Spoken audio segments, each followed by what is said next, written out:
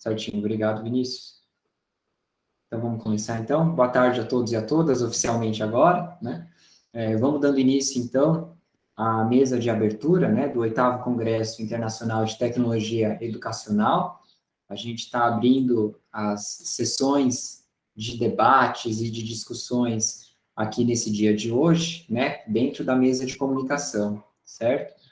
E hoje, né, de uma forma muito feliz, eu tenho a grata felicidade de apresentar a vocês, né, eu não sei até que medida às vezes vocês conhecem, né, eventualmente até conhecem, mas os dois palestrantes de hoje, né, e eu vou fazer a apresentação deles dentro de muito em breve, mas antes de tudo, não sem antes agradecer a presença de todos aqui na sala, né, agradecer ao interesse de vocês aqui e também, claro, a possibilidade que a gente tem de fazer com que esse evento fique também disponível em comemoração aos 50 anos da ABT, certo? Que fique disponível ali para demais pessoas ali que consigam acompanhar depois, né, e ter esse material como material de referência, tá bom? Para quem não me conhece, meu nome é Diogo Cauano, eu sou professor do campus Passos, do IF Sul de Minas, da área de comunicação, né, minha formação é em publicidade, meu mestrado e doutorado pela Universidade de São Paulo, e hoje eu estou no papel, né, de mediador aqui, né, para a gente coordenar essa mesa, tá? Então, sem mais delongas, eu vou fazer a apresentação dos dois convidados dessa mesa, certo? A gente tem as apresentações deles que vão passar logo em breve. Eu vou começar aqui pelo primeiro conferencista de hoje, né, o professor Matheus dos Santos. O professor Matheus dos Santos, ele vem de uma área de exatas, da área de computação, então vocês vão ver, o objetivo da mesa era trazer duas perspectivas diferentes para a gente debater e trazer uma heterogeneidade. O professor Matheus, mais da área de tecnologia, da área de exatas, e o professor Clóvis, uma perspectiva também da comunicação, mas um olhar mais voltado menos pela tecnologia em si, né, de área de formação, então para dar uma contribuição complementar, tá? Então, eu vou começar com o professor Matheus dos Santos, que vai começar com a apresentação. O professor Matheus, ele é doutor em computação pela UFSCar, ele tem um mestrado dele pela Unicamp, Estadual de Campinas, né, ele é especialista em docência na educação profissional e tecnológica pelo IF Sul de Minas, e bacharel em ciência da computação pela PUC de Minas, tá? Também ele é técnico em informática pelo Instituto Educacional São João da Escócia, e ele é professor do IF Sul de Minas, no campus Poços de Caldas, tá? Ele também vai se apresentar no começo dessa apresentação. Depois da fala dele, eu apresento o professor Clóvis, tá? Então, sem mais delongas, eu vou pedir para o Vinícius colocar a apresentação do professor Matheus, e vocês vão ficar com a apresentação deles, e depois, ao final das duas falas, tá? A gente faz a abertura ali de possíveis perguntas, então, se vocês tiverem perguntas ali, a gente vou estimular, né, a gente ter um debate, fazer alguns comentários. Então, se possível, se vocês puderem anotar algum comentário que eu achou interessante, fiquem à vontade, tá bom? Se tiverem alguma dúvida, tá? Então, Vinícius, se você puder colocar a fala do professor Matheus, por gentileza, muito obrigado, tá bom?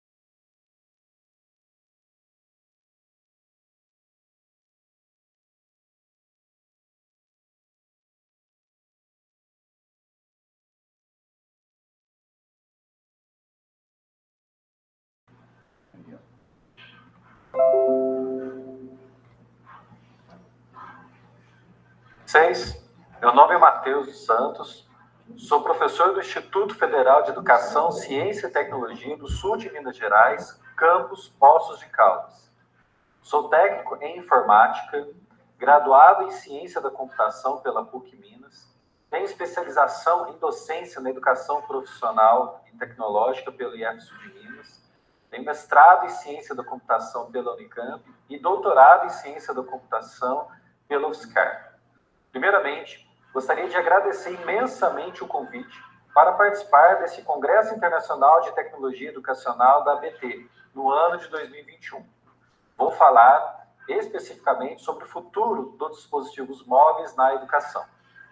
Bem, dispositivos móveis, para mim, é algo muito próximo, porque antes de atuar como professor, eu já trabalhava com telefonia celular. Trabalhei 14 anos com manutenção, atuando como técnico, em manutenção de aparelhos celulares. Acompanhei a evolução deles desde a época dos celulares analógicos, até inclusive celulares rurais, até recentemente os celulares, né, mais modernos, conhecidos como smartphones. Atualmente, dentro aqui do IEF de Minas, atuo como professor em disciplinas de programação para dispositivos móveis, no qual leciono o desenvolvimento de aplicativos voltados para esses dispositivos. Então, nesse slide, eu gostaria de falar um pouco sobre a evolução deles, né? Os celulares, né, quando falamos de celulares, estamos falando daqueles dispositivos onde o seu princípio fundamental é a transmissão de áudio, né, de fazer uma ligação telefônica, né, áudio, né, sendo transmitido, ou mesmo uma simples mensagem. E quando falamos em smartphone, nós estamos fazendo uma referência aos dispositivos mais modernos, que possuem um poder de processamento maior. Muitas vezes esse processamento chega a ser igual a um computador, ou até mesmo superior a um computador desktop. Então chamamos de smartphone esses aparelhos que possuem hoje grande poder de processamento e uma infinidade de recursos disponibilizados para seus usuários, entre elas a ligação, né? Porque muitas vezes os smartphones de hoje em dia têm tantas funcionalidades, né, que a gente até esquece que a principal atividade desse aparelho seria efetuar uma ligação telefônica. Então, uma das principais evoluções que nós tivemos ao longo do tempo é o tamanho físico. Os aparelhos começaram com um tamanho físico considerável, né? Nós brincávamos que eram os tijolos, né, que as pessoas carregavam, colocavam na cintura aqueles aparelhos gigantescos. Depois, a evolução dela, partindo aí da tecnologia analógica para a digital, foi a diminuição do tamanho físico dos equipamentos, né? Então, os aparelhos mais modernos eram os menores, e depois estamos vivenciando o efeito contrário, né? Onde os aparelhos fisicamente estão aumentando de tamanho para proporcionar ao usuário um tamanho de tela considerável para que ele possa desfrutar aí de todos os seus recursos. Então, essa imagem que eu trago para vocês aí, é claro, ela é simples, né? Mas apenas ela demonstra a evolução de tamanho físico, né? Ela começou, os aparelhos eram fisicamente maiores, foram diminuindo e agora eles voltaram a ter um tamanho considerável. Falando sobre os recursos que eles disponibilizavam no início, claro, uma ligação telefônica, quando muito 10 contatos que você poderia colocar na agenda telefônica. Depois vieram identificadores de chamadas, que era uma grande evolução. Depois, um grande recurso era a secretária eletrônica, né, especificamente de uma marca. E hoje nós temos aí um aparelho que tem tudo, né, tem e-mail, né, inclusive substituiu aí boa parte das câmeras fotográficas, entre vários outros recursos, GPS, né? Então, hoje o que nós estamos vivenciando são aparelhos com muitos recursos tecnológicos, né? E hoje a grande marca desses aparelhos, dos smartphones, nos dias atuais, é a conectividade. Você tem grandes aplicativos, né? Uma infinidade de aplicativos que você pode baixar da loja para instalar no seu aparelho, mas e boa parte desses aplicativos eles dependem aí de conectividade, né? Dependem aí de você fazer o uso da internet. Então, não é obrigatório, é claro, mas é um grande recurso que nós temos hoje, essa possibilidade de utilizar a conectividade né, junto ao dispositivo móvel para desfrutar aí dos recursos que são assim disponibilizados. Algumas promessas acabaram ficando aí na evolução do tempo. Podemos falar aí dos pagers, né, que no início foi uma grande revolução. Os próprios PDAs, que era assistente pessoal digital, talvez as pessoas mais novas, das gerações mais novas, nem vão saber do que eu estou falando, mas os PDAs foram uma prévia dos smartphones, né? No passado, eles tinham aí recursos de anotações, agendas, né, calendários, entre outros recursos. Eles acabaram ficando um pouco aí no tempo e eles foram resgatados aí com a evolução da tecnologia e dos smartphones que nós temos hoje nos dias atuais. O tablet também ele é um dispositivo móvel importante que, na verdade, havia-se uma expectativa um pouco maior a respeito do seu uso, mas ele veio hoje, junto com o smartphone, ocupando um grande espaço aí no mercado e ele tem um grande potencial para ser utilizado em infinitas áreas, seja ela no lazer, seja ela em negócios e, é claro, dentro aqui do contexto educacional, né? Então, o tablet também é um recurso importante. Nós tivemos outros dispositivos computacionais que não necessariamente são móveis, como o próprio notebook, que também teve aí uma grande e importante evolução ao longo do tempo, né? Deixou de ser algo muito restrito e passou a ser algo mais convencional. Hoje, o que a gente tem percebido é que os computadores desktop eles têm ficado em desuso nesse sentido, né? Porque o grande principal ainda tem sido os smartphones. A TV digital era uma grande promessa a respeito da sua interatividade, não que hoje ela não seja, mas há 10 anos atrás havia aí uma expectativa maior a respeito da exploração da sua interatividade. Então, também eu achei importante citar aqui nessa apresentação, porque ela poderia ocupar um papel importante aí na nossa sociedade, né? E hoje esse papel é ocupado pelos próprios smartphones e não pela própria TV digital interativa. Então, apenas para citar, né, para ilustrar a vocês que, como falamos de computação, a computação ela tem aí uma grande evolução, uma grande mutação ao longo do tempo e às vezes algumas promessas acabam ficando de lado e outras que talvez a gente não tivesse aí uma grande credibilidade, elas acabam ocupando um espaço importante. E o smartphone hoje, ele ocupa esse espaço, né, pelo menos hoje, em 2021, né, pode ser que as coisas mudem, mas hoje ela ocupa um espaço muito importante na vida das pessoas, de modo geral. Bom, quando vou falar agora um pouco de educação, eu trouxe aqui uma imagem da sala de aula tradicional, e é claro, eu fiz uma provocação trazendo uma foto bem antiga, para mostrar que a nossa sala de aula ela é tradicional, ela tem lá esse formato de carteiras, o professor, o tablado, a lousa, ela já tem aí uma significativa quantidade de anos, né, que esse formato. É claro que existem especialistas aí que já fazem críticas a respeito disso, sobre a modernidade, quando podemos fazer algumas discussões relacionadas ao ensino híbrido. Uma das principais, ou uma das importantes discussões é a respeito da organização do espaço escolar, onde essa dinâmica dessas carteiras ela é reorganizada, mas, né, dentro aqui do contexto que eu tenho para falar com vocês, eu estou falando dos dispositivos móveis, então eu tive que falar, né, citar que a sala de aula tradicional, ela ainda existe, ela ainda é importante, ela ainda, eu acredito que ela, na minha visão, né, ela deve ser modernizada, mas ela não deve ser trocada, né, deixada de lado.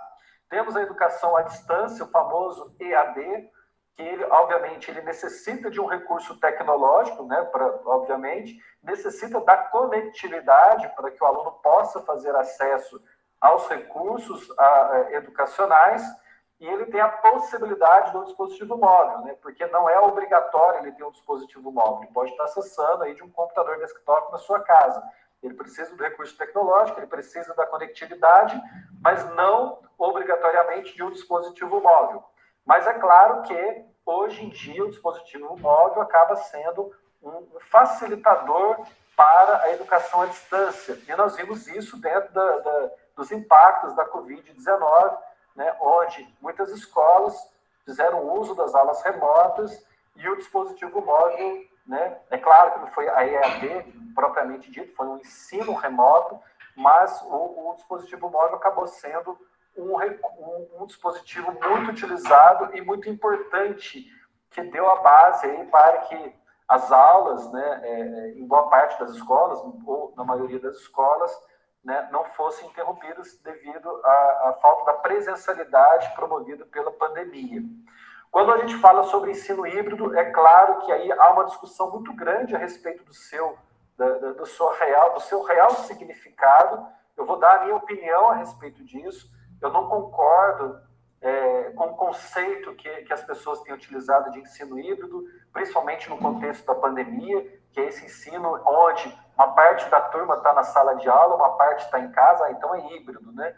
Eu, particularmente, eu sou contra essa definição, eu chamo isso de um ensino misto, ou revezado, ou mesclado, mas o ensino híbrido, na minha concepção, ele está mais relacionado à metodologia educacional, onde você vai fazer o uso de algum recurso tecnológico em algum momento do processo. E ele não é dentro de um contexto emergencial ou temporário. Ele tem que estar previsto em um projeto pedagógico, um plano de ensino. Ele tem que fazer parte do planejamento o uso desse recurso tecnológico dentro de um contexto metodológico. Então, na minha visão, tá? Na minha opinião, né, eu vou deixar bem claro isso, eu trato o ensino híbrido como a forma de usar o recurso tecnológico dentro de um processo metodológico. Tá? E dentro dessa perspectiva, dentro desse conceito que eu entendo, que eu considero dentro da minha visão, o dispositivo móvel ele acaba sendo um recurso importante, porque ele pode ser utilizado dentro dos muros da escola, dentro de uma sala de aula, como um recurso tecnológico, embutido dentro de uma metodologia educacional, ou fora dele, né, fora dos muros da escola, mas fazendo parte ainda do processo educacional. Então, o dispositivo móvel, ele acaba sendo um equipamento, uma ferramenta que se candidata a fazer parte de um processo metodológico. Eu diria que a pandemia ela acabou promovendo, antecipando algumas discussões, mas eu estou fazendo já uma visão mais para o futuro, né? Então, quando a gente for discutir ensino híbrido de uma forma mais conceitual, de uma forma mais metodológica, mais no viés educacional, eu entendo que o dispositivo móvel ele vai ser um candidato importante como uma ferramenta de apoio significativa para o processo educacional que a escola e o professor, propriamente dito, vão adotar. Dentro desse princípio, dentro do contexto de ensino híbrido, nós podemos ter ou não a conectividade, né? É claro que vão ter especialistas que vão ser contrários a essa visão minha, que vão dizer, então se eu estou utilizando o dispositivo móvel, eu tenho que estar conectado. Eu diria, bom, eu acredito que não, que eu posso ter recursos offline, né? Onde o aluno vai estar participando do processo educacional, ele vai estar engajado dentro da metodologia e não necessariamente ele precisa estar conectado o tempo todo, né? Então, o ensino híbrido eu vejo um grande potencial de uso do dispositivo móvel. E aí eu coloquei nesse slide também o impacto da pandemia, que eu brevemente fui citando aqui na minha fala, mas é claro, eu diria que ela acabou antecipando algumas discussões, né? Então, eu falo que dentro do contexto do ambiente onde eu convivo, né, no campus aqui, na instituição que eu trabalho, que eu atuo desde 2013, quando você falava em educação à distância, que não é a mesma coisa, mas propriamente estou falando de uso de tecnologia, quando eu falava da evolução da tecnologia, das possibilidades dela ser utilizada dentro da sala de aula, é claro que temos, né, colegas que às vezes não são da área computacional e eles veem isso como uma coisa muito longe do seu redor, da sua natureza, e a pandemia acabou forçando um pouco, né? Porque nós somos forçados a utilizar a tecnologia, tivemos que aprender do dia para a noite, da noite para o dia, apanhando muitas vezes, mesmo para nós, eu diria por mim mesmo, que eu sou da área da computação, também tive que aprender algumas coisas, alguns vídeos, algumas ferramentas eu precisei revisar, reaprender, né, a fazer. Então, a pandemia deixou para nós um grande aprendizado e também nos provocou aí a respeito do uso da tecnologia e, obviamente, o dispositivo móvel ele acaba sendo sendo um recurso importante. Bom, dentro desse contexto, né, onde que eu posso utilizar o dispositivo móvel? Né? Como é que ele pode ser importante dentro do processo educacional? Primeiramente, os aplicativos. Nós temos uma infinidade de aplicativos nas lojas de aplicativos, independente de qual seja o dispositivo, né, o sistema operacional que a escola ou o professor ou o aluno esteja utilizando. Então, tem muitos aplicativos voltados para a área educacional, muitos aplicativos que não são da área educacional, mas você pode utilizar no contexto educacional. Vou dar um exemplo. Você tem aí, por exemplo, aplicativos de escrita de texto, de planilhas, de apresentações, que podem ser utilizados no contexto educacional ou não. Você tem aplicativos que são para gerência de projetos, né, de metodologias ativas, que são utilizados para projetos empresariais, mas que você pode utilizar dentro de projetos educacionais, que vão ser importantes também para a experiência do aluno no futuro. Então, você tem muitos aplicativos que eles podem ser utilizados dentro do contexto, né? Não daria para eu citar aqui alguns, porque eu citei alguns, na verdade, mas daria para listar uma lista considerável a respeito disso, porque são muitos, na verdade, e acredito que boa parte de vocês tenham já vivenciado ou utilizado. É claro que nós temos aplicativos que são pagos e aplicativos que são gratuitos, mas dentro do conjunto de aplicativos gratuitos nós temos muitos que são úteis para o contexto educacional. Aplicativos esses, alguns são vinculados a plataformas educacionais e outros não. O que eu quero dizer com vinculados a plataformas educacionais? Aquele onde o aluno faz o uso e os resultados dele, as atividades que ele está fazendo via aplicativo, ele é computado aí para uma plataforma para que a escola e o professor tenham acesso ao seu desempenho, ao seu uso dentro do contexto. Então, ele pode ser um aplicativo desvinculado de alguma plataforma maior, mais ampla, ou ele pode estar vinculado. Ou eu posso utilizar o dispositivo para acesso. Então, se eu tenho lá o site da minha instituição, eu tenho um AVA, né, um ambiente virtual de aprendizagem, propriamente dito, que o aluno pode acessar pelo navegador do dispositivo móvel e também fazer o uso. Então, o dispositivo móvel pode ser usado através de um aplicativo ou como uma ponte de acesso via navegador para acessar o site de uma plataforma ou um site educacional propriamente dito. Vamos falar agora um pouquinho do dispositivo móvel sendo utilizado dentro da sala de aula. Ele tem alguns benefícios para isso? Olha, eu diria que tem, né? O primeiro delas seria informação e conhecimento instantâneo. Então, muitas vezes a gente está na sala de aula, a gente quer lembrar uma data, né? Nossa, quando que aconteceu aquilo mesmo, né? Eu me recordo, às vezes é comum, né? O professor dá um branco, né? A gente fala que dá um branco, né? Deu um apagão, né? Do seu raciocínio dentro da sala de aula, às vezes você esquece uma data, esquece algum contexto. Hoje em dia a gente tem informação na palma da mão, né? Então, às vezes o próprio mesmo, até o aluno, não, professor, eu olhei aqui no Google, não, foi 1872, isso que você citou aí, né? Então, ele é um recurso importante. Você tem ali a informação na palma da mão. Isso mexe também um pouquinho com o professor, né? Porque antigamente o aluno deslocava para a sala de aula tradicional e a única fonte de informação era o professor. Hoje em dia o aluno sai da sala de aula, né? Claro, estou considerando que o aluno não está usando o dispositivo dentro da sala de aula, mas sai do horário da aula e ele tem ali na palma da mão todo o recurso, toda a informação e as comparações, imagens e vídeos, né, daquilo que o professor trouxe.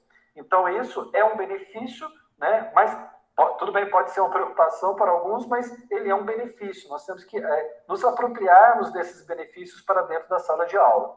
Ele também passa a ser uma nova enciclopédia, né, porque vou dizer do meu tempo de estudante, quando eu fiz lá no ensino fundamental e médio, nossa fonte de informação era a biblioteca e uma enciclopédia, né? Hoje os alunos têm aí o Google, né? E o dispositivo móvel na palma da mão para ter acesso às informações e uma riqueza de informações muito grande. É claro que tem os fake news, tem as informações falsas também, né? Tem informações não confiáveis, mas eu acredito que faz parte do processo nosso de também orientar os alunos a respeito de como eles podem fazer o uso adequado, o uso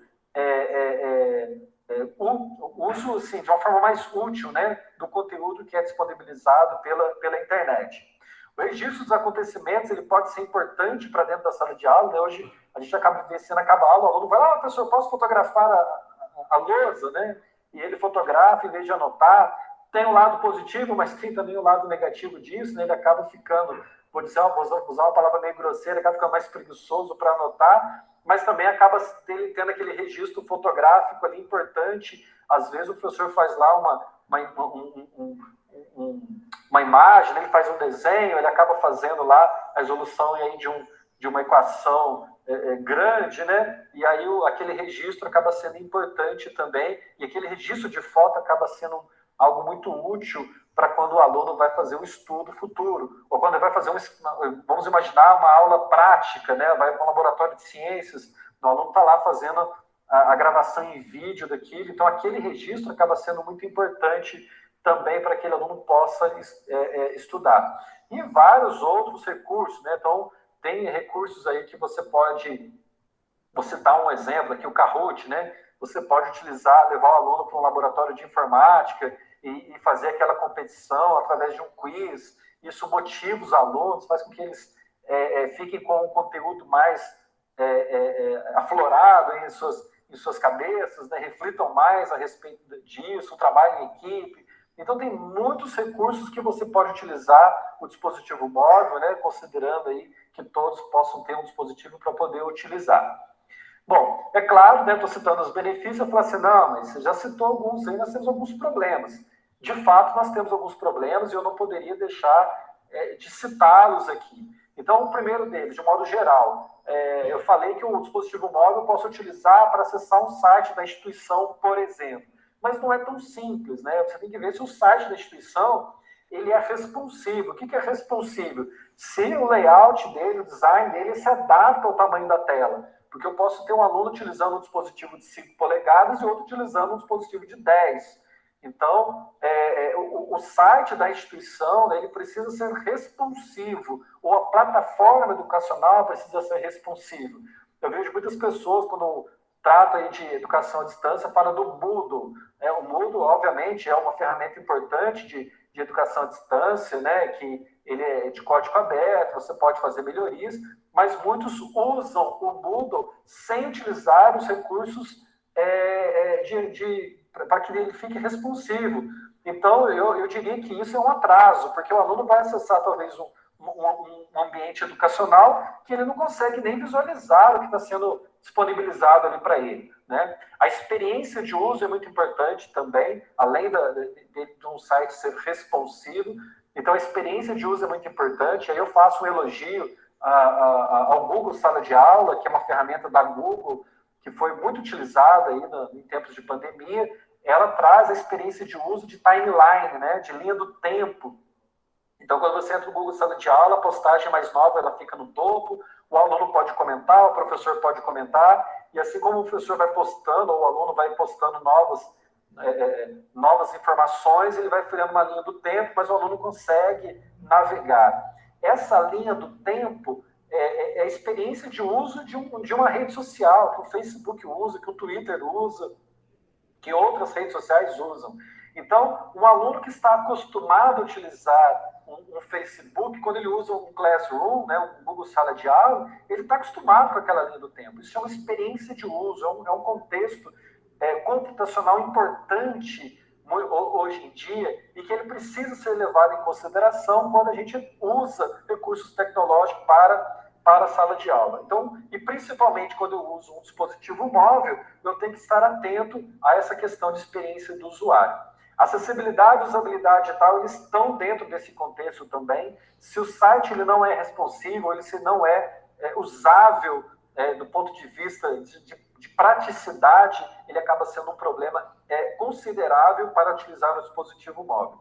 Dentro do contexto educacional, a geração atual ela está mais ela está perdendo aí as habilidades de caligrafia, ortografia e gramática, né?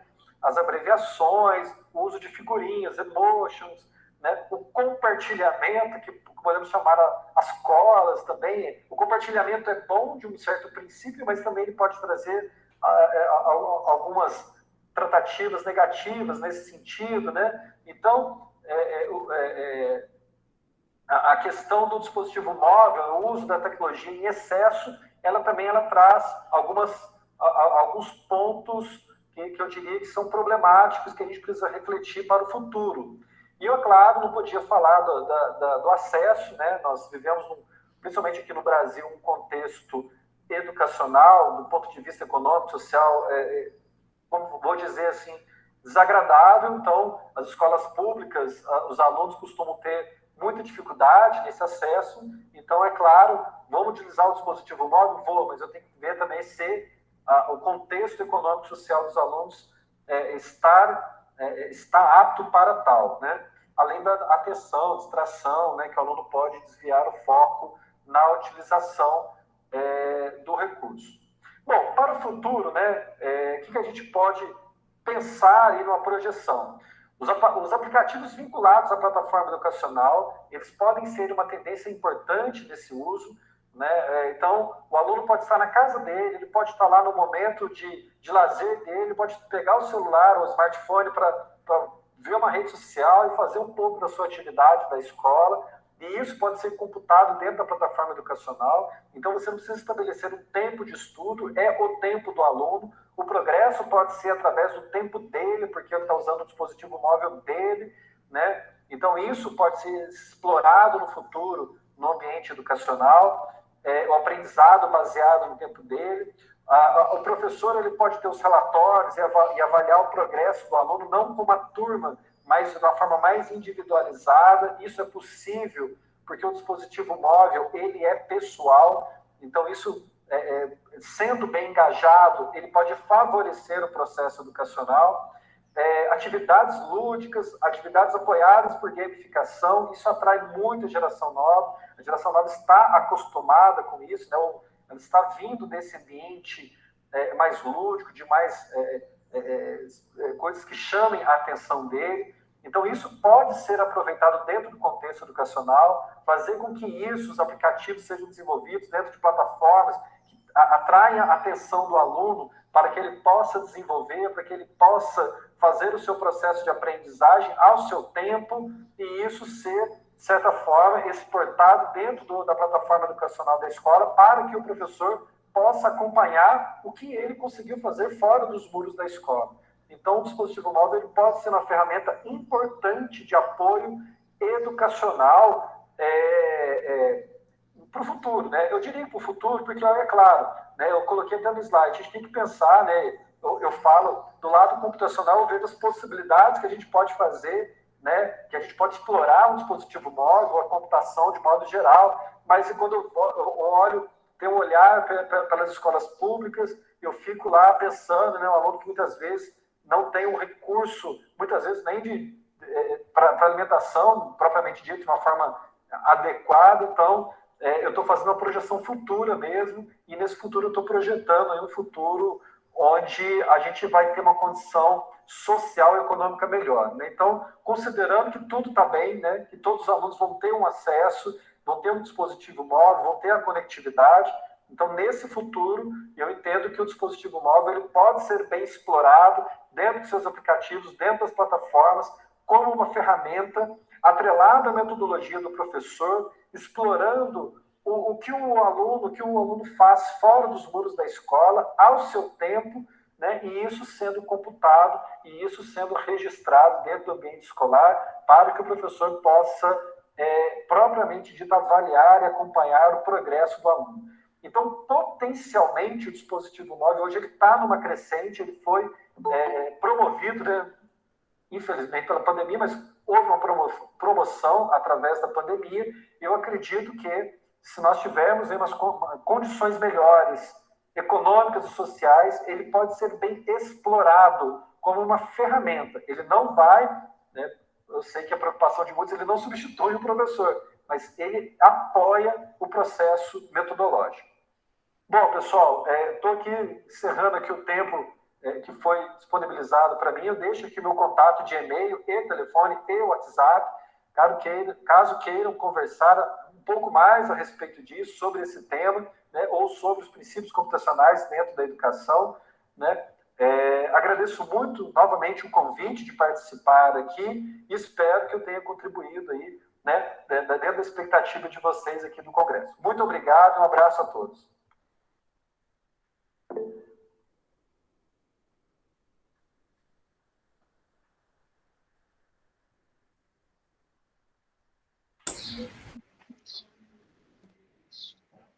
Bacana, muito obrigado, professor Matheus. Agradeço pela excelente apresentação. Eu notei algumas questões aqui que dialogam muito com o nosso dia a dia, né? Seja no contexto da avaliação, seja no contexto de implicações que isso está acontecendo, né? Na dinâmica, nas linguagens, novas linguagens que o aluno precisa e que nós, enquanto professores, profissionais de educação, temos que ter, né? Então, vamos passar para a segunda apresentação de hoje, e aí depois a gente consegue finalizar de uma forma mais integrada, né? Então, vou apresentar a vocês a segunda fala de hoje, né? Como apresentei na abertura, professor Clóvis Teixeira Filho, da USP e da Uninter. Tá? Ele vai se apresentar, mas o professor Clóvis é um grande colega meu, é um profissional que eu admiro muito, ele é doutorando atualmente pela Universidade de São Paulo, tem o mestrado em administração pela UFPR, especialista em marketing digital pelo CEPAD da própria UFPR e graduado em comunicação social e publicidade e propaganda pela PUC do Paraná. Tá? Então, ele tem várias experiências no setor de bens de consumo, tá? E atualmente ele se dedica ao ensino superior em cursos de graduação e pós, bem como na autoria de livros e outros materiais didáticos. Tá? Então, professor Clóvis, desde já, assim como o professor Matheus, agradeço a sua participação e sua colaboração nesse evento tão importante. Eu vou colocar agora aqui a sua apresentação, a sua contribuição. Então, fica aqui registrado o meu agradecimento por ter aceitado o convite, pela grande contribuição, tá bom? Vamos lá um pouco, só um minutinho.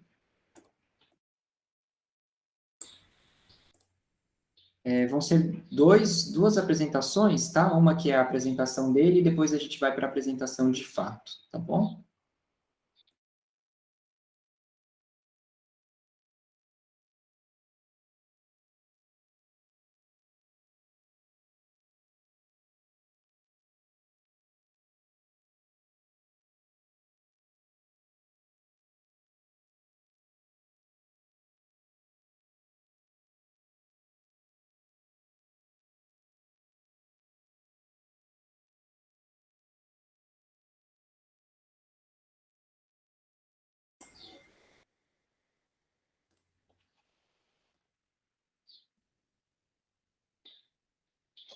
Olá, pessoal, tudo bem? Eu sou Clóvis Teixeira Filho e estou aqui com vocês no 8º Congresso Internacional de Tecnologia Educacional da ABT. Então, primeiramente, eu agradeço o convite do professor Diogo Cauano e vou começar aqui falando um pouquinho do que a gente vai discutir, né? Eu tentei aglutinar aí as intersecções entre comunicação, inovação e educação. Então, é basicamente isso que a gente vai ver de uma forma bem dinâmica, embora eu traga alguns autores, mas vocês vão acompanhar comigo numa tela de apresentação. Eu vou ficar do ladinho ali, né, conversando com vocês enquanto apresento isso, e lá no final eu volto para a gente também discutir isso com mais possibilidades. Espero que vocês gostem, vou deixar no final também os meus contatos, podem entrar ali, né, nos perfis sinalizados, encaminhar e-mail, não tem problema, tá? Na medida do possível a gente vai se comunicando. E essa é a ideia, né? Aliar ali a minha área de concentração específica, que é a comunicação, mas também com os apontamentos aí que eu já venho fazendo na educação e também na parte cultural há muito tempo. Então, essas questões, né, que eu trato ali, desde os primeiros trabalhos publicados nos congressos de educação da USP, e agora eu tenho essa oportunidade de trazer e conversar um pouquinho como que a gente pode entender ali as questões de comunicação e linguagens dentro do ambiente educacional, ok? Espero que vocês gostem, então vamos lá para a apresentação junto com vocês.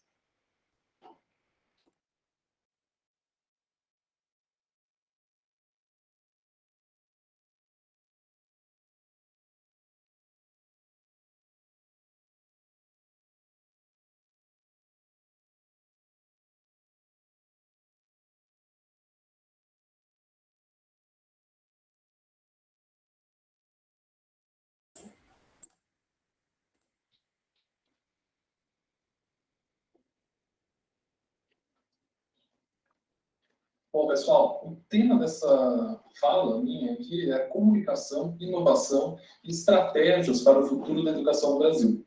A ideia, na verdade, é de algo que já acontece. Vocês vão ver que eu vou trazer aqui vários exemplos e possibilidades que a gente tem aí de aplicação das questões da inovação ligadas à comunicação, hoje em dia no ambiente escolar, mas também a gente pode projetar para outras situações. Então, antes de eu iniciar propriamente o conteúdo, né, vou me apresentar um pouquinho. Como eu já falei, meu nome é Clóvis Teixeira Filho, eu sou doutorando em Ciências da Comunicação pela Universidade de São Paulo, e eu me dedico aí a essa interface da comunicação com a cultura, né, também alguns aspectos de estudo da publicidade, mas ligados ao consumo e também à educação, né, aquela interface de comunicação e educação que evoluiu muito nos últimos anos.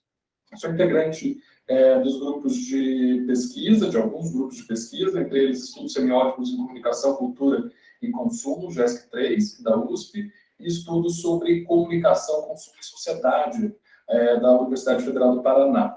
Tenho experiências em algumas organizações, trabalhando ali na área de marketing e comunicação, e como professor atuo em cursos de graduação e pós-graduação, além da autoria de material didático.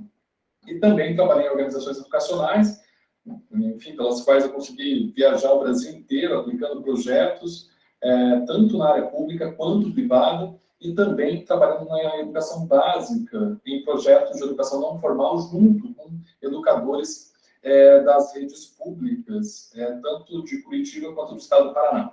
Então, essa é um pouquinho da minha formação, e aí eu vou tentar trazer nessa fala um pouco da experiência ligada ao aprofundamento teórico também. Então, antes da gente começar, é importante, né, explicar ali com quem estou falando, né? Então, em sua maioria são educadores, né, passaram, e aí já tem uma experiência, uma bagagem disso, já sabe como é que funciona em prática, então a gente pode, assim, aprofundar um pouco mais essas relações, tanto teóricas quanto práticas.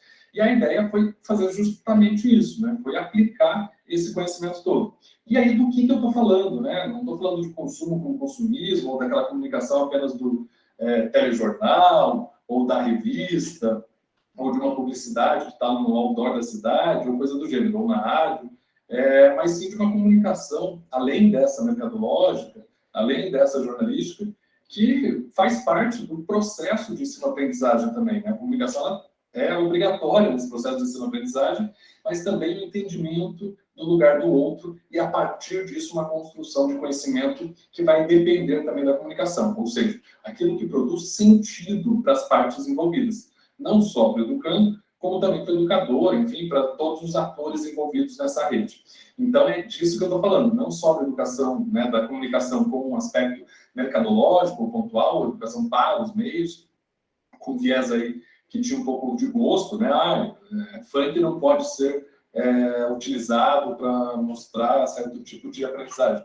Na verdade, a gente tem que tomar cuidado com isso, quando fala de educação para os meios, para não ter, assim, viés, né, grande de uma teoria dos gostos, ali lembrando de Bourdieu e da distinção que isso é capaz de formar.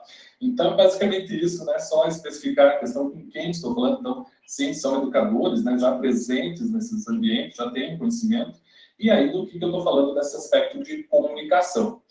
E aí eu trago para vocês, né, em que situações, já que vocês têm essas experiências, né, têm essas vivências, vocês observam a influência da mídia hoje, da comunicação, na educação desses jovens, né? A gente pode pegar aqui a educação básica, né, o ensino básico, mas também pode falar de ensino superior, a gente pode falar também de educação infantil, né, e como que a gente trabalha isso, tanto nas redes públicas quanto privadas.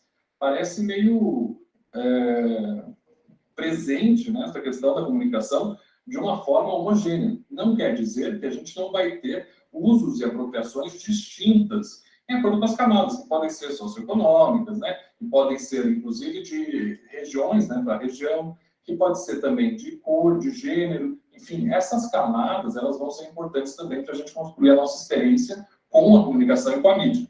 Mas ela aparece bem presente, né? Talvez o fator mais óbvio seja o uso de dispositivos móveis, como celular, né? Séries, enfim, toda a cultura das mídias, seja desde novela ou programas de TV, mas esse contato, mesmo que não seja realizado em casa, por uma estrutura de rede que a gente sabe que não é, né, das melhores aqui no Brasil, mas ela acontece de alguma forma, né, independente desse ambiente. Então, esse tipo de influência da comunicação, ele vai se expandir nos últimos anos e a gente vai entender um pouquinho como isso acontece. Então, nessa primeira parte, quero falar um pouquinho sobre a comunicação antes da gente entrar na inovação e educação. Então, o que a gente tem aqui? Né? Trouxe alguns dados de pesquisa para falar um pouquinho disso. A TICS, TIC Kids Online, já é uma pesquisa conhecida, né? Se a gente pegar ali do ano de 2017, a gente tem, sim, uma diferença ali entre gênero. Então, isso é importante quando a gente for analisar a comunicação. Então, formas para ficar muito magro, né? O que as pessoas pesquisam, basicamente, nos buscadores de internet como o Google.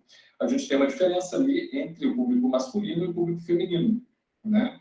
Formas de se machucar a si mesmo, formas de cometer suicídio, né? A gente falando do cuidado de si, experiências ao uso de drogas. Então, tem uma tonalidade para um atravessamento de gênero que compreende também as questões históricas. Então, isso é importante, né? Quando a gente fala de mídia, provavelmente essa influência não é a mesma para todas as juventudes. E a gente já vai comentar um pouquinho sobre isso. Eu sempre deixo os dados e as fontes dessas pesquisas ali abaixo, então vocês podem acessar também esses dados.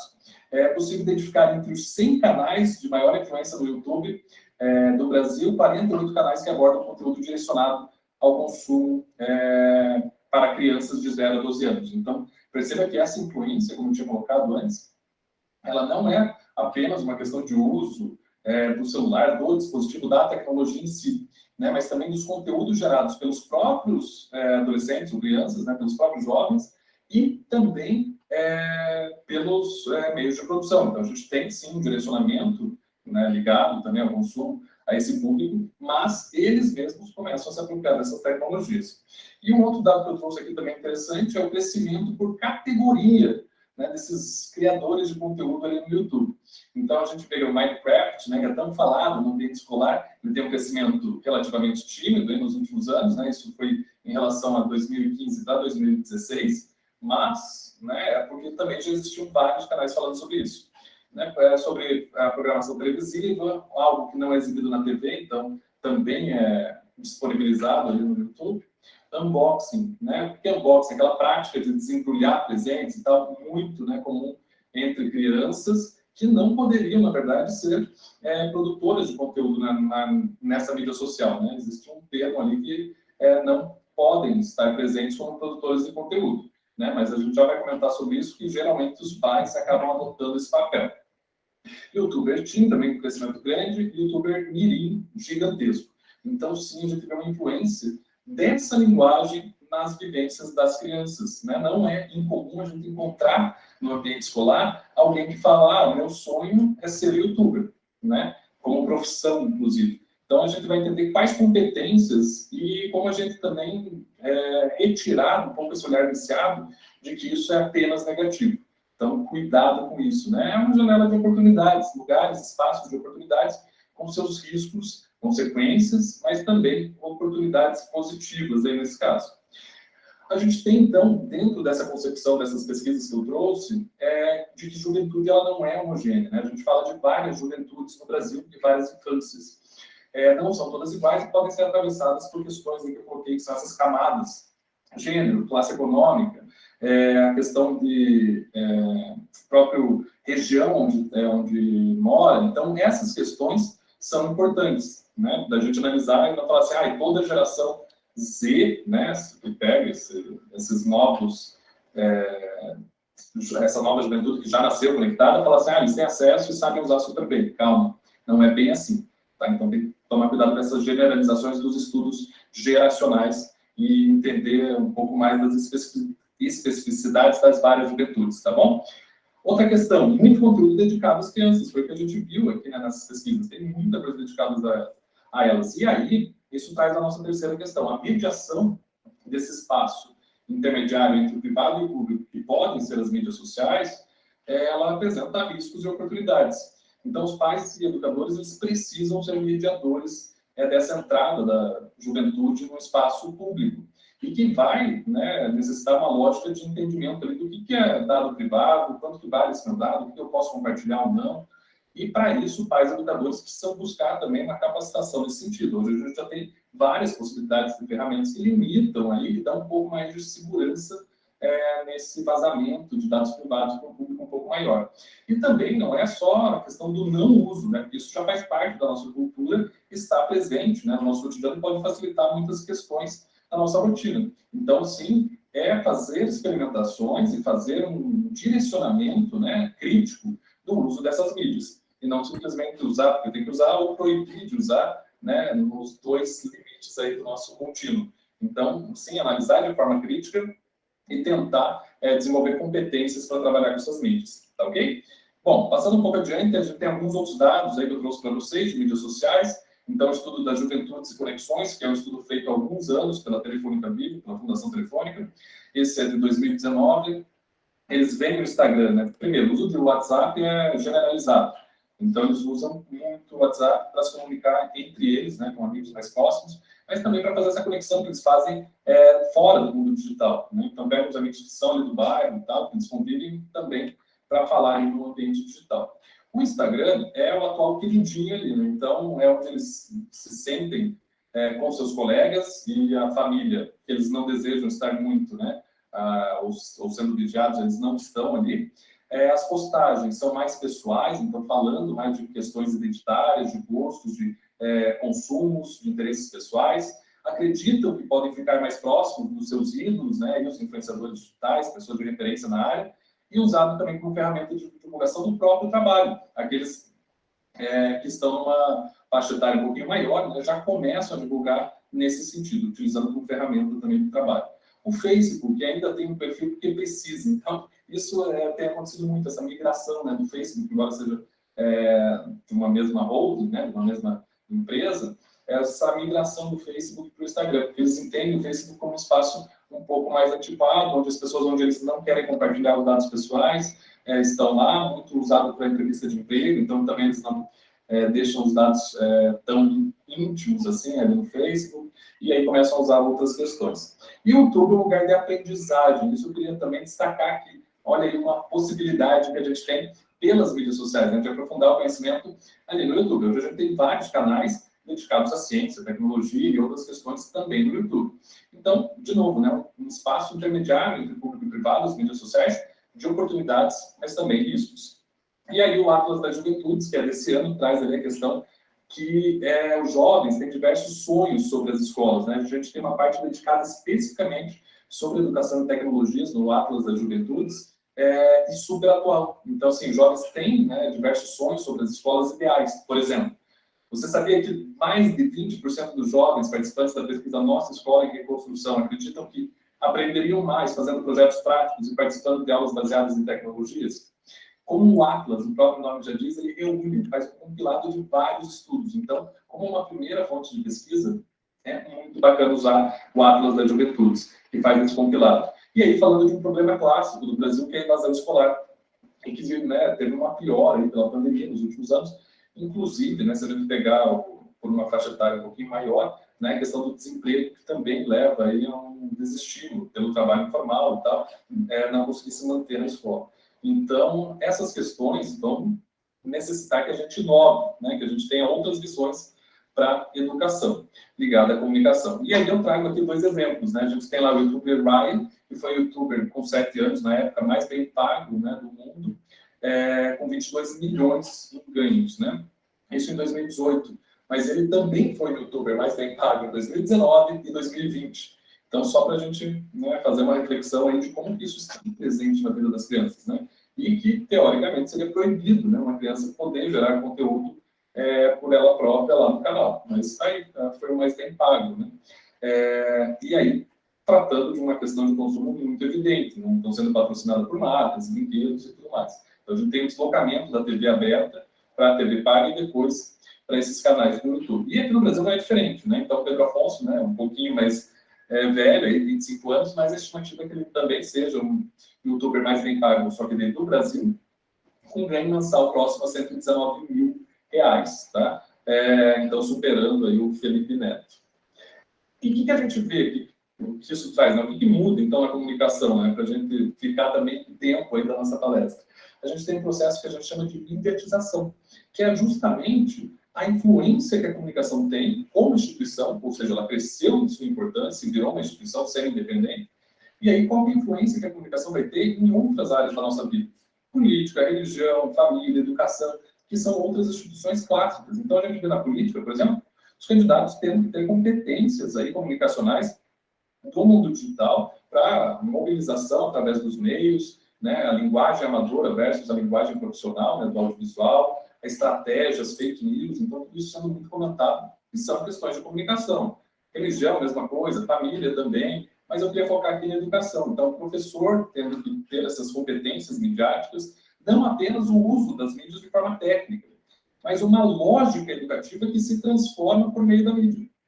Então, o ritmo da aula é outro, né? Os tutoriais de ensino lá no YouTube estão lá presentes, né? O como fazer. Mas aí é a reflexão crítica. O que o aluno vai ganhar ali naquela aula que ele não vai ter em outro lugar, ou como você pode mobilizar através das potenciais ferramentas em favor do processo de ensino-aprendizagem. Vídeos, pesquisa, relações com outras pessoas do mundo inteiro, inclusive. Então, essas possibilidades de mudar a lógica da educação por uma lógica das mídias também acontece no setor educacional, assim como a gente vê uma influência gigantesca em todas as outras áreas da sociedade. E só para pautar aqui que a questão do consumo ele não é apenas o consumismo, como a gente já tratou, né? O consumo exacerbado e tal. Mas ele é um lugar de valor cognitivo para se pensar, e hoje em dia faz parte da cultura que a gente vive.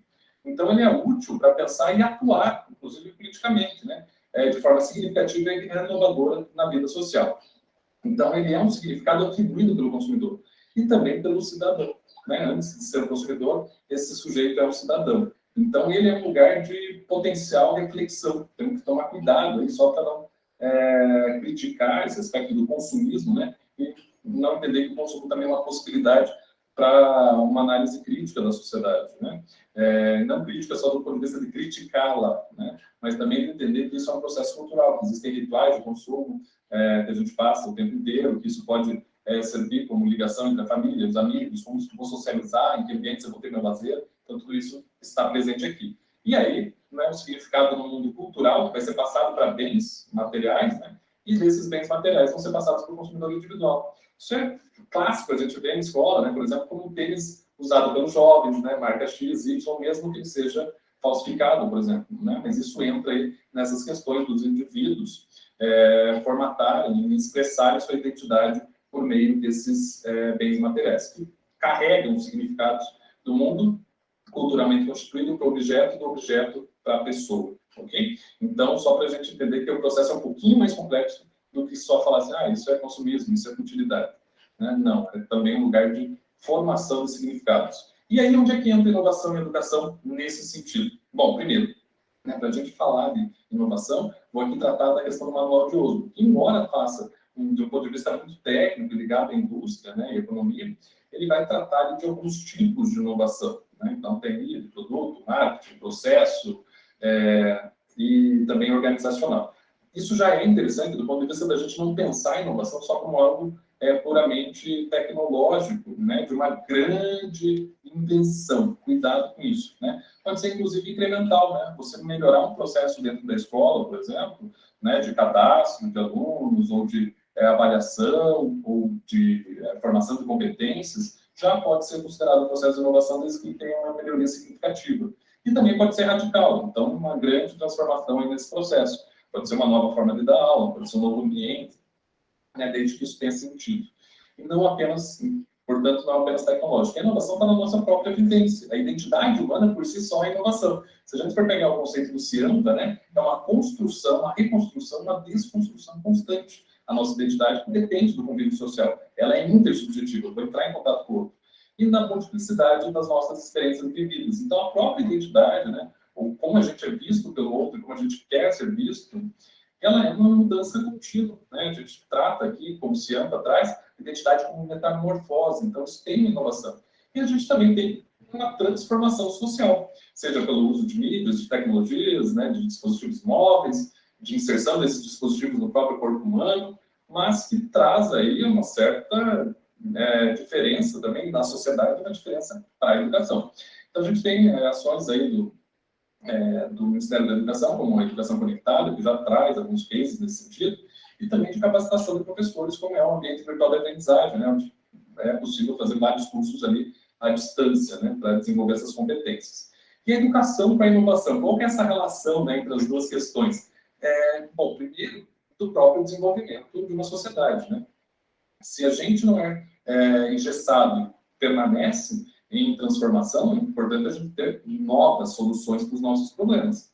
Então, não depender de outros países para ter essas soluções já é um grande avanço que depende da educação, né? Quais as competências, quais são os novos conhecimentos que a gente tem gerado. Isso depende totalmente da educação.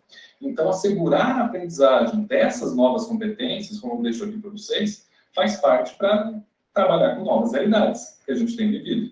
Para fazer sentido, a educação, o processo de ensino-aprendizagem tem que fazer sentido, né, para as pessoas que estão envolvidas nesse processo. Não adianta nada você ficar falando e não, né, chegar a um ponto comum, não fazer sentido para ela. E só vai fazer sentido quando ela observar, quando a pessoa observar, quando esse sujeito observar, que isso é importante para o projeto de vida dela, que isso está presente na realidade dela, né? Assim como já colocava o Paulo Freire.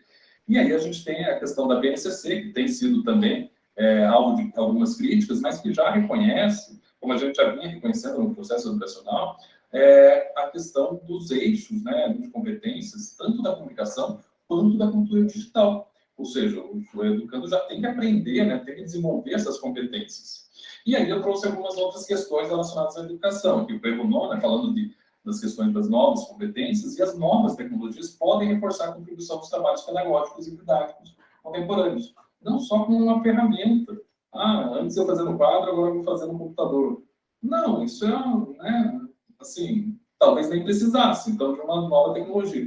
Mas para potencializar o objetivo didático-pedagógico dessa ação, né? Pois permite que sejam criadas aí situações de aprendizagens mais ricas, mais complexas e diversas, né? Lembrando que a tecnologia também passa por aquelas questões de gênero, que podem ser discutidas em sala, de cultura, de ambiente, né? De novos espaços e tempos. Então, isso é também interessante.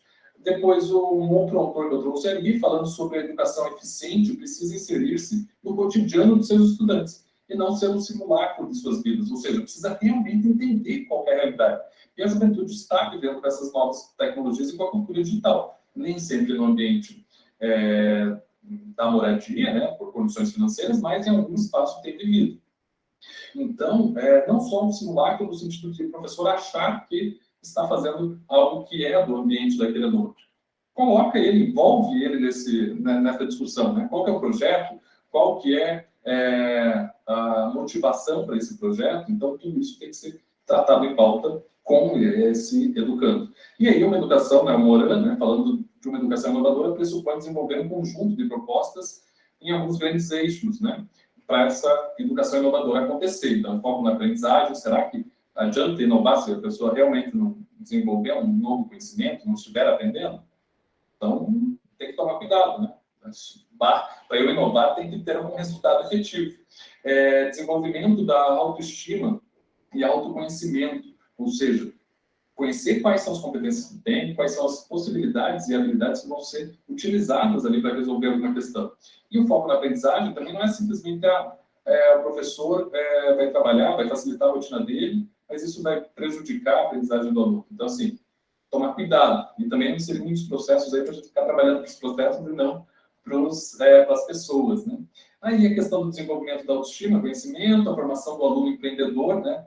Do aluno empreendedor do ponto de vista de produção do próprio conhecimento, produção de soluções, não necessariamente a questão do empreendedorismo comercial aqui nesse caso.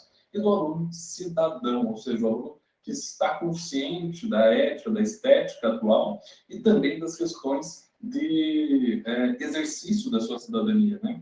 do respeito do outro e também da possibilidade de entender as diferenças que se vive hoje em dia, da complexidade social.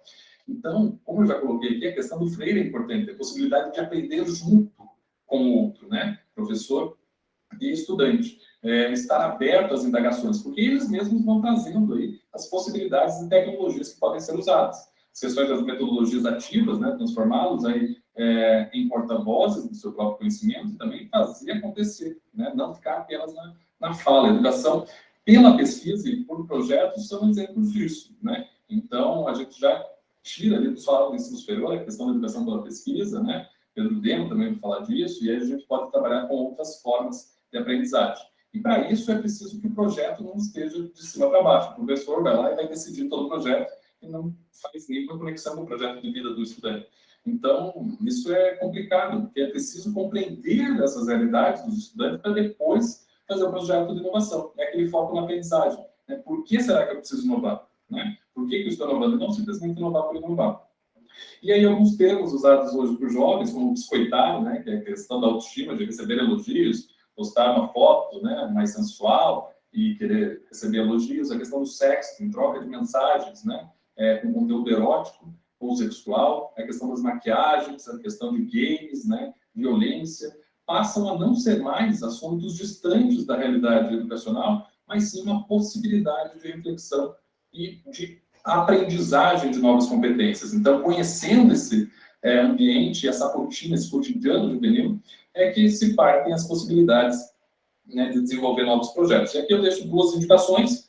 Então, né, o filme Para o Dia Nascer Feliz, que provavelmente vocês já conhecem, que ele é de 2006, que vai comentar os ideais, né, de adolescentes, escolas públicas e privadas para a sua educação. Comparem com os dias atuais, né, talvez em sala de aula, com quem vocês tenham contato, para ver se isso está muito diferente de 2006. Acho que é um bom exercício para a gente verificar. E um outro que eu gosto muito, que vai falar sobre o projeto de vida, né, aliar o projeto de ensino-aprendizagem com o projeto de vida do educando, que é Nunca Me Sonharam. Então, vale a pena dar uma olhada nesse filme também, que vai falar desses desafios educacionais que a gente tem. Deixo aqui também duas questões rapidinho, né, de duas autores que vão aliar a comunicação com a educação, que vão falar do processo de socialização, que envolve várias agências, mas sobretudo a escolar e a familiar, como eu coloquei anteriormente. Né, além da religiosa, enfim, tem encontrado no aparato midiático hoje o fio mais forte do tecido da cultura. Uma outra agência que se sobrepõe às demais envolve a todos, professores, alunos, pais, e a grande repercussão na formação dos sujeitos sociais. Ou seja, pela questão da mediatização, a lógica da mídia acaba sendo espalhada por outras instituições, e não tem muito como a gente fugir dela, mas sim como elaborar essas questões de uma forma crítica. Então, perceber na articulação das subjetividades juvenis a comunicação como base mesma do processo de se colocar em contato com o outro. A gente precisa da comunicação o tempo inteiro, né, para fazer as mediações ali das relações, produzindo sentidos comuns e negociando significados conflitantes. Existe uma divergência no ambiente escolar e a gente pode trabalhar com ela de forma rica, né, entendendo essas diferenças. O ambiente escolar é o primeiro lugar que a gente opera as diferenças, né, as mudanças na nossa sociedade, e depois na família. Então, é ali que a gente vai, né, ter um contato maior com outras realidades. Então, o professor é o primeiro a ter contato com a inovação do ponto de vista social, de começar a ver, nossa, isso daqui está diferente, não era assim. Nossa, né, os alunos não faziam isso. Então, o professor, né, tem uma possibilidade de participar dessa cultura inovativa, que a gente chama, de uma forma muito mais sustentada que outros profissionais. Deixo também duas indicações aqui de estudos, né, da premiação da Compós, que vai falar só sobre o estudo de youtubers mirins, de um doutorado, da Renata Tomás. A gente tem também, recentemente, do mestrado na USP, ali, da Carla Meira, também falando sobre essa questão de youtubers mirins. E aqui embaixo, o plano de sustentação. Questões que são da realidade desses jovens. E não, a gente não vai olhar com desprezo para isso, e sim tentar entender o que é essa linguagem, qual é o sentido que ela faz para esses jovens. Então, são dois trabalhos que eu também deixo aqui como exemplo para vocês. E queria comentar agora, sim, os trabalhos práticos, né? As novas possibilidades aí de estratégia de comunicação e educação na prática. Selecionei alguns aqui da região onde eu trabalho atualmente, né? Do Núcleo Regional de Educação de Boa Vista, aqui em Curitiba, mas que estão disponíveis, todas elas, no site de aprendizagemcriativa.org. Né? Então, vocês podem entrar lá e fazer. O que cabia nessa nessa proposta aqui deles. Então, o próprio núcleo de educação, que ele fez para trabalhar a questão do eixo interações e brincadeiras, ele falou para a equipe gestora das escolas pensar no espaço do CMEI ou da escola, pouco ou não utilizado para brincar. Fotografar esse espaço e enviar o material para o Núcleo Regional de Educação.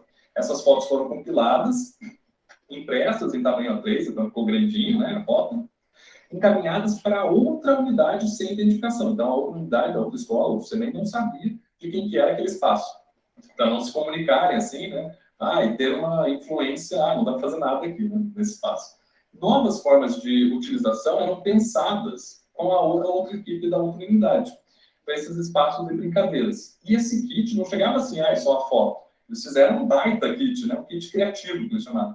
Então, foi composto por um envelope, daí tinha a foto junto, um selo de carta, né, daqueles antigos de cera, sabe, com o logo do núcleo regional. Então, criava assim, um gosto por abrir aquilo, ver o que chegou, uma caixa de presente, um pergaminho explicando isso, né?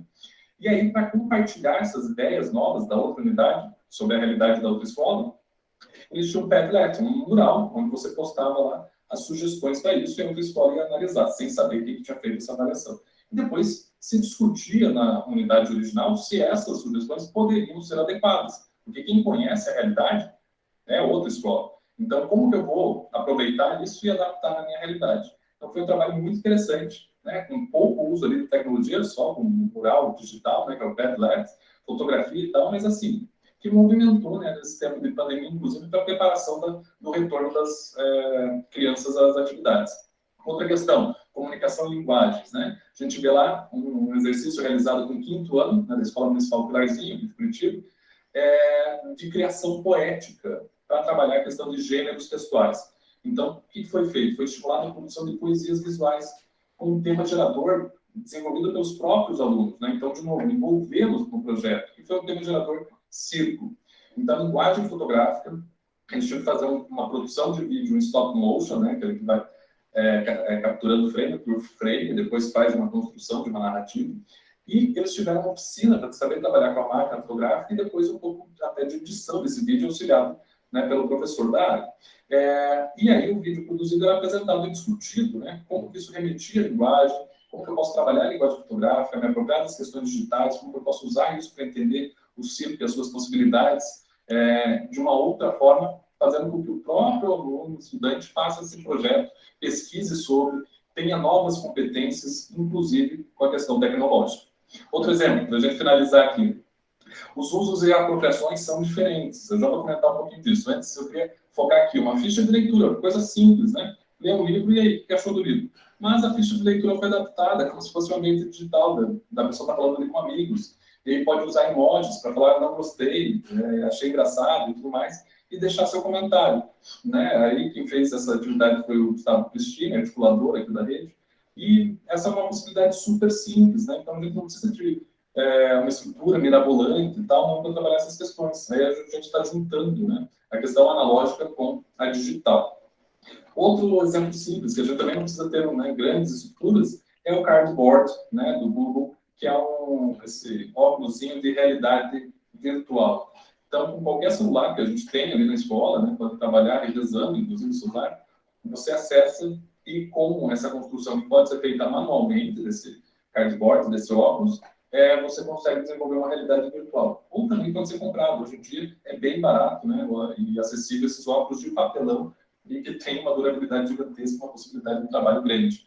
Então, primeiro, né, não apenas pensar nas mídias sociais ou as tecnologias para o que elas foram projetadas. Muitas vezes os usos que os consumidores de mídia fazem dessas tecnologias são outros, né?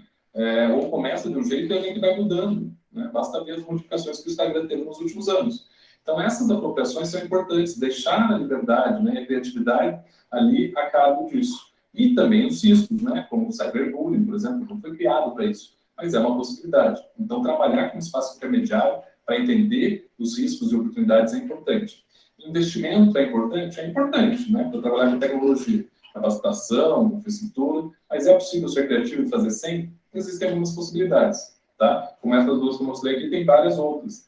Mas, né, eu não vou ser, assim, viver em outro mundo e achar que a gente vai ter grandes investimentos da noite para o dia, mas eles são importantes também, e é necessário que a gente cobre isso. Né? Não é o uso apenas da tecnologia em substituição de uma atividade, mas para que eu uso aquela tecnologia? Porque ela vai mudar na minha lógica de aprendizagem e de construção de conhecimento. Né? Não usar por usar, só substituir uma ferramenta, coisa do gênero, mas qual que é o sentido que ela vai trazer para uma nova rotina, para um novo processo, para uma melhoria, para uma solução mais assertiva de um problema. Tá? Então, eu espero que vocês tenham gostado aqui dessa questão das perspectivas aí, e eu trago alguns apontamentos na parte final da nossa palestra, que é o futuro não é simplesmente o aparato tecnológico, mas resgatar o humano dentro dessa cultura digital, né? Desse entendimento de linguagem algorítmica, de linguagem numérica, e para isso é necessário a gente conhecer essa linguagem para resgatar o humano, para conhecer as suas possibilidades, benefícios e riscos. E aí sim a gente consegue resgatar esse humano, fazer alguma proposta que tenha sentido, algum projeto que tenha sentido para ele, e uma leitura crítica dessas possibilidades, com competências tecnológicas para usar isso de uma forma melhor em sociedade. Trago aqui alguns apontamentos em relação a isso. Mídias sociais são lugares intermediários entre público e privado. O valor dos dados tem sido muito discutido, e essa regulação. Então, saber trabalhar com dados é uma competência interessante e tem que ser desenvolvida, né, já desde a educação básica. Então, acho que isso é essencial a gente entender esse ponto de vista crítico, as pegadas digitais, por onde eu passo, o que eu deixo, né, quando eu estou autorizando um cookie, o que isso significa. Então, os professores e pais se apropriarem dessa linguagem é importante. Realidade virtual, já coloquei ali, né, por exemplo, o Cardboard, mas também as novas realidades, né, você poder viajar sem tirar os pés do chão, conhecendo lugares, né, museus, enfim, estando imerso naquelas outras realidades que muitas vezes os alunos não têm. Agora, em vez de você viajar para China, Japão, você pode fazer isso e tendo uma experiência imersiva dessas novas realidades. E isso para a biologia, então, né, nem se fala. Né? Ciências e biologia é muito avançado. E, então, possibilita essa questão das viagens possíveis. Né? Então, também possibilita viajar do ponto de vista de soluções. Né? Quais são as soluções para essas outras realidades? O que a gente pode fazer? Que culturas existem lá? Então, despertar essas questões de novo no resgate do humano. Games e internet das coisas, que tem sido muito discutida, pode ser um movimento interessante para elaborar desafios reais. Né? Então, como que a gente pode resolver determinadas questões, trabalhar em equipe, interação com os outros, circulação das mensagens, como é que a gente trabalha a questão da comunicação com vários públicos e faz esse espalhamento da comunicação, também pode ser utilizado com games e internet das coisas. E a explosão do audiovisual interativo é gigantesca. Então, a gente pode trabalhar também com esse audiovisual do ponto de vista de conhecer as narrativas de vida dos alunos. Como é que eles contariam suas histórias? Vamos fazer uma prancha fotográfica. Que fotos você selecionaria aqui da tua rotina? Né? Vamos produzir um vídeo. Como que a gente pode fazer isso, né, de forma produtiva para dar um sentido para esse público? Integração entre humanos e não humanos. Nossa, não humanos, né? Mas a linguagem algorítmica é não humana, o ambiente digital está cheio de não humanos, a natureza, né, pode ser considerada não humana. Então, assim, esse contato é importante com o resto do ambiente, não é simplesmente a supremacia do sujeito, mas o sujeito em contato com os outros atores, naturais ou não naturais. Então, essas questões vão ser interessantes. Muito se fala, por exemplo, sobre espaço maker, fazer é maravilhoso, mas né, já não pode esquecer do espaço thinking, né, do pensar, né? Não é só fazer, mas também pensar, desenvolver o para que eu estou usando essa tecnologia. E tentar envolver isso antes conhecendo o projeto de vida dos alunos. E para conhecer esse projeto de vida, eu posso usar o audiovisual, posso usar de brincadeiras, de interações em mídias sociais, né, fazendo com que o aluno fale um pouco mais de si, mostre a sua realidade, quais são os problemas e quais são as possíveis soluções para a gente trabalhar as competências também orientadas ali pela BNCC. Então, espero ter ajudado, acho que era esse o resumão aí do que eu trouxe. Eu falo muito, né? Acho que eu devo ter passado um pouco do tempo, mas eu deixo aqui também meus contatos para quem quiser e tiver a fim de aprofundar um pouco essas questões.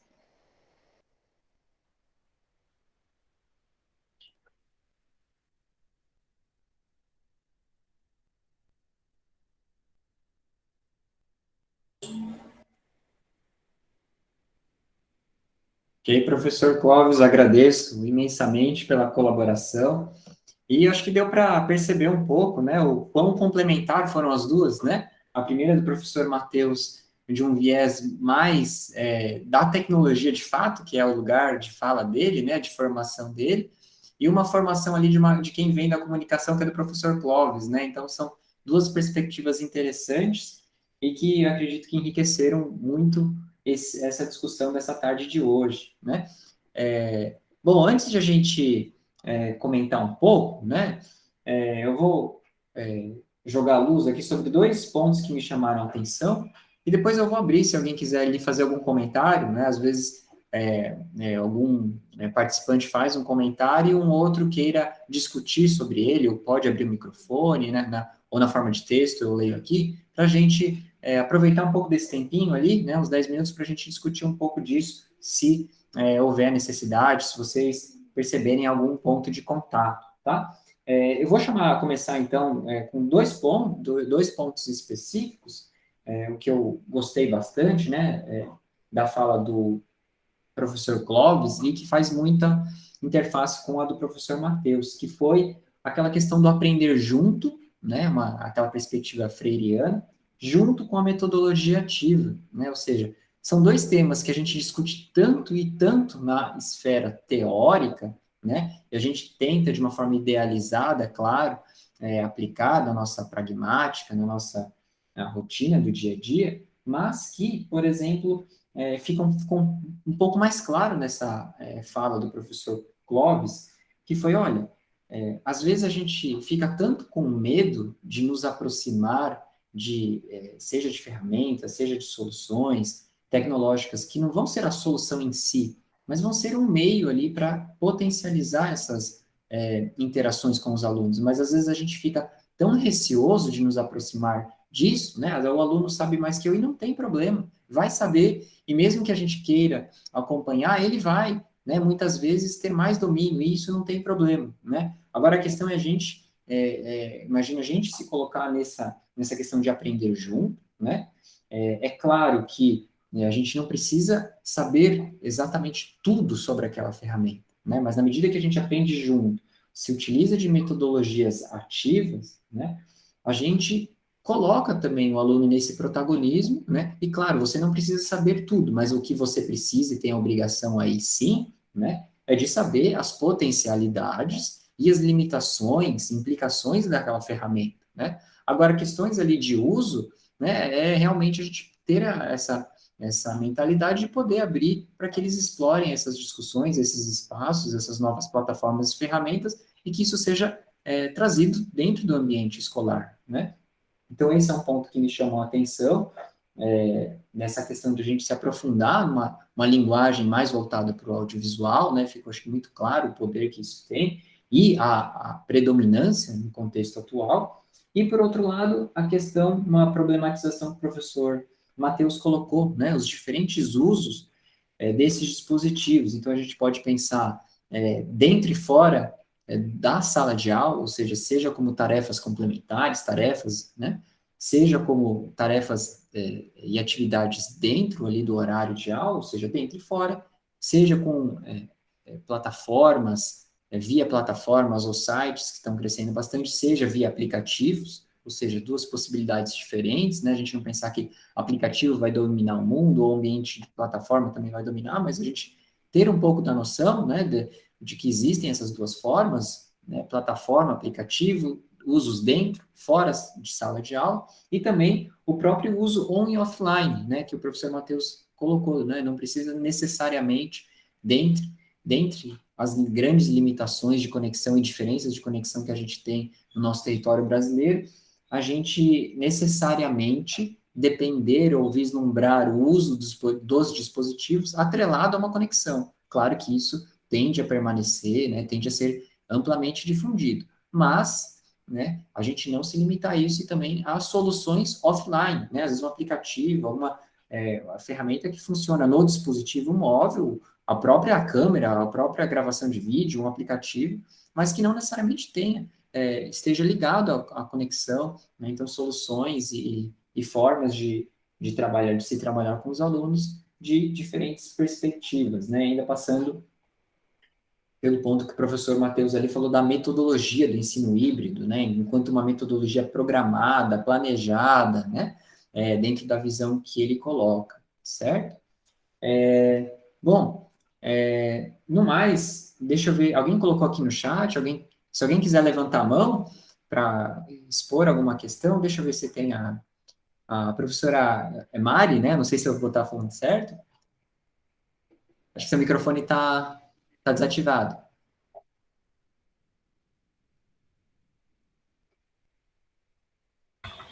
Professora, boa tarde. O telefone da senhora está mudo, está desativado.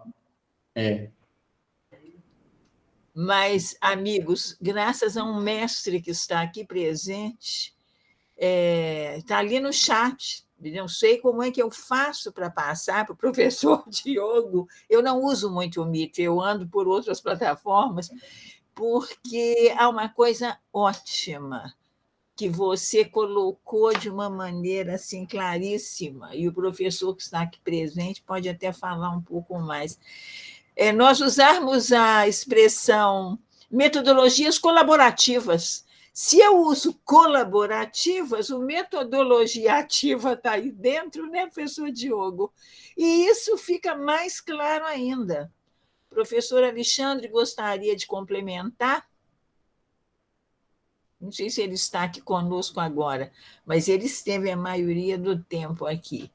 Isso é muito bom, a gente olhar, ter esse olhar da metodologia colaborativa. Remoto, distância, híbrido, o que quer que seja.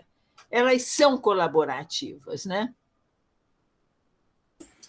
Exato, professora Mari. Eu não sei se o professor Alexandre está aqui, se você quiser, pode abrir o microfone, levantar a mão, né? Consegui ter acesso, sim, ao que você colocou, professora Mari, né? Aprendi com o professor presente na sala que metodologias colaborativas também podem dizer o mesmo, né? Tinha expressão... Ótima expressão, não acho? Então, colocando, né? Essa expressão de colaborativas, né? Ajuda bem, para aqueles que ainda têm alguma dúvida, né? Isso, né? E dentro dessa dinâmica realmente de troca, né? Não só entre alunos, né? Mas uma horizontalidade onde o professor está ali junto, né? Então, bom, o professor Diogo completou, é uma horizontalidade. É isso mesmo, pronto. Eu acho que faltava isso, professor. Completamos. Legal, muito obrigado pela sua colaboração, professora. Grandiosíssima, né? Mais alguém gostaria de colocar algum comentário, alguma questão?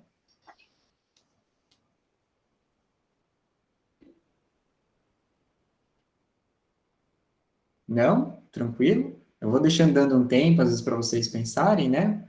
Mas, deixa eu dar uma olhada aqui se tem alguma outra coisa no chat. Bom, por enquanto não, né?